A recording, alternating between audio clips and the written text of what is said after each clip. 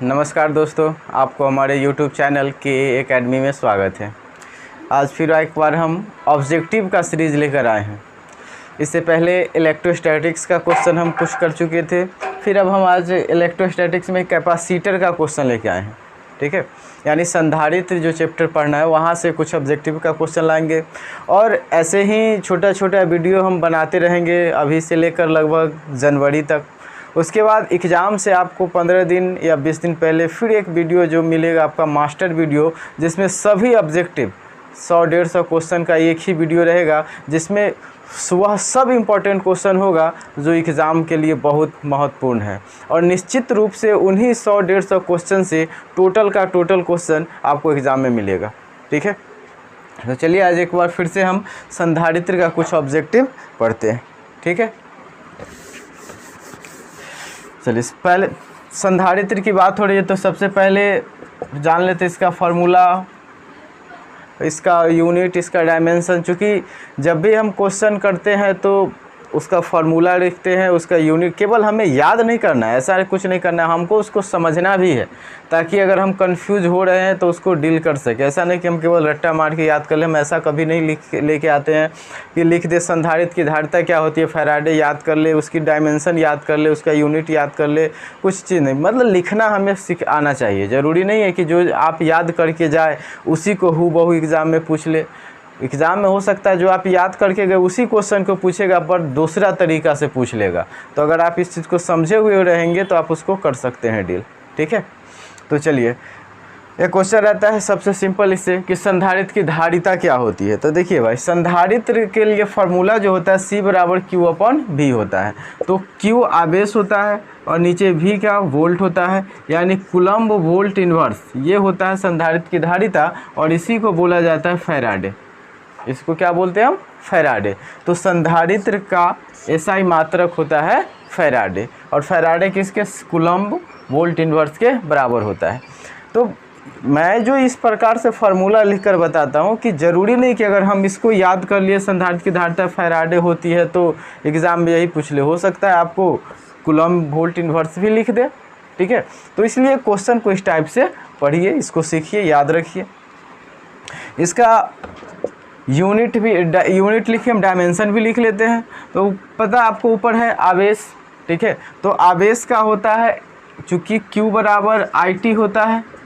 ठीक है, तो आवेश इसके लिए जो डायमेंशन होगा वो AT या फिर IT होगा, कुछ भी ये दोनों।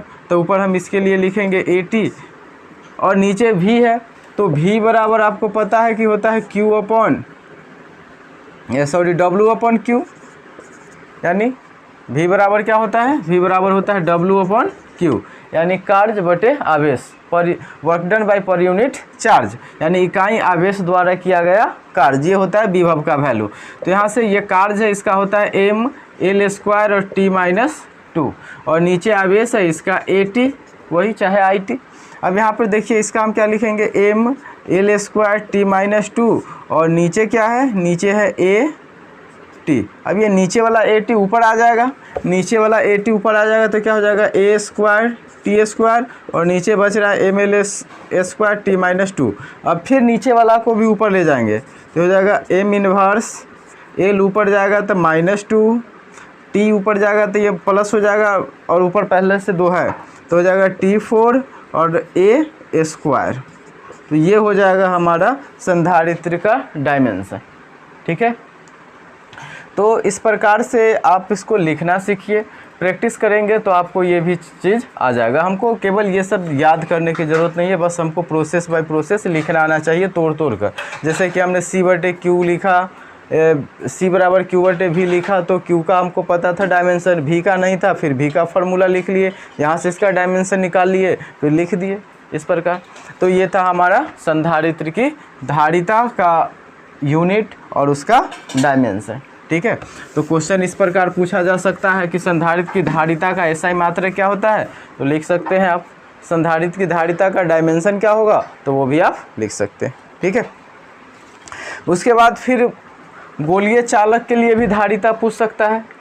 ठीक है, जैसे गोलीय चालक की अगर धारिता पूछ ले क्या होगा, यानी वायु में, हवा में भी रखकर।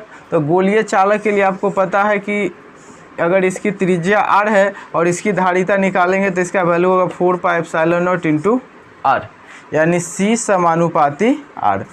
तो गोलीय चालक की धारिता उसके त्रिज्या के समानुपाती होती है। गोलीय चालक की धारिता क्या होती है? उसके त्रिज्या के समानुपाती होती है।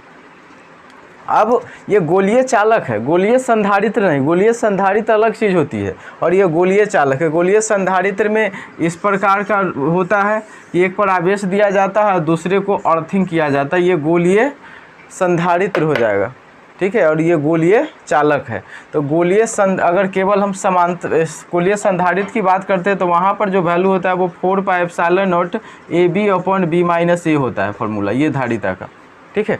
तो हम संधारित्र नहीं, गोलीय चालक की बात कर रहे हैं। तो गोलीय चालक की धारिता उसके त्रिज्या के समानुपाती होती है। ये भी एक ऑब्जेक्टिव क्वेश्चन बन सकता है, ठीक है। यानी त्रिज्या को बढ़ाएंगे तो उसकी धारिता बढ़ेगी, त्रिज्या को कमाएंगे तो उसकी धारिता कमेगी। धारिता का मतलब होता है आवेश धारण करने की क्षमता, कैपेसिटी टू एब्जॉर्ब्ड चार्ज, ठीक है। चलिए, तो ये था गोलीय चालक की धारिता उसके त्रिज्या के समानुपाती होती है।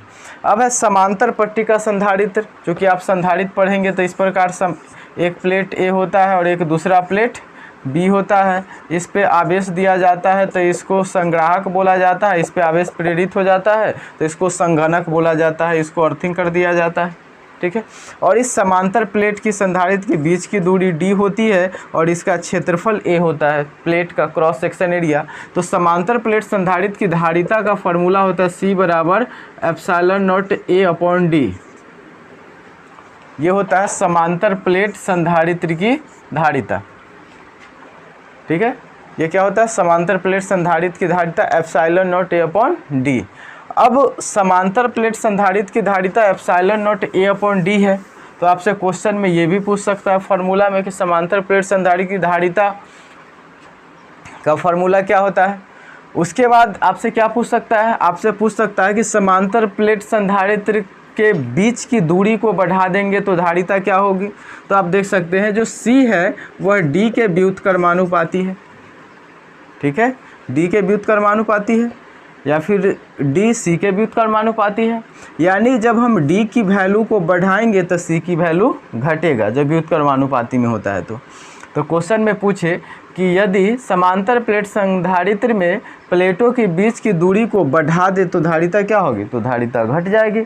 अगर क्वेश्चन पूछे समांतर प्लेट संधारित्र में प्लेटों के बीच की दूरी को घटा दे तो धारिता क्या होगी? तो जब दूरी घटेगी तो धारिता बढ़ेगी। यानी हम दूरी को बढ़ाएंगे तो धारिता घट जाएगी, दूरी को घटाएंगे तो धारिता बढ़ जाएगी, ठीक है। ये होगा। उसके बाद फिर ऐसा भी क्वेश्चन बन सकता है क्षेत्रफल से भी। इस यहाँ पर देख सकते हैं क्षेत्रफल के समानुपाती होती है। तो समांतर प्लेट संधारित्र के क्षेत्रफल को अगर बढ़ाते हैं तो धारिता भी बढ़ेगी, इसको घटाते हैं तो धारिता भी घट जाएगी, जो कि उसके समानुपाती है। लेकिन ज़्यादा बार क्वेश्चन जो इससे पूछा है वो दूरी के लेकर कि समांतर प्लेट संधारित्र में प्लेटों के बीच की दूरी को बढ़ाएंगे तो बढ़ाएंगे तो घटेगी और घटाएंगे तो बढ़ेगी। ये चीज़ को आप ध्यान में रखिए। मतलब दूरी को अगर हम घटा देते हैं तो धारिता बढ़ जाएगी, दूरी को अगर बढ़ा देते हैं तो धारिता घट जाएगी, ठीक है। इस समांतर प्लेट संधारित्र, जैसे एक समांतर प्लेट संधारित्र है और ये संग्राहक प्लेट है, ये संघनक प्लेट, इसके बीच में कोई स्लैब डाल दिया गया जिसकी मोटाई t है, प्रावैधुता एप्सिलॉन है। तो आपसे ऑब्जेक्टिव क्वेश्चन किस प्रकार पूछेगा? आपसे ऑब्जेक्टिव क्वेश्चन पूछेगा कि समांतर प्लेट संधारित्र के बीच में एक स्लैब को डाल दिया जाता है, लिख भी देगा t मोटाई वाला स्लैब को डाल दिया जाता है। या फिर पूछेगा समांतर प्लेट संधारित्र के बीच में एप्सिलॉन प्रावैधुता वाला एक माध्यम रख दिया जाता है, एक पदार्थ रख दिया जाता है या अवरक की पन्निक रख दी जाती है, तो उसकी धारिता क्या होगी? आपसे इस टाइप का क्वेश्चन पूछेगा, ठीक है। यानी समांतर प्लेट संधारित्र के बीच में कोई सा भी पदार्थ को हम रख दे, कुछ भी रख दे, एग्जाम में लिखा अलग अलग टाइप के लिखा हुआ मिल सकता है। जैसे में टी मोटाई वाला एक स्लैब, अपसाइलन प्रायवैधता वाला एक पदार्थ, अवरक की पन्नी, ये वगैरह वगैरह लिखा हुआ मिल सकता है।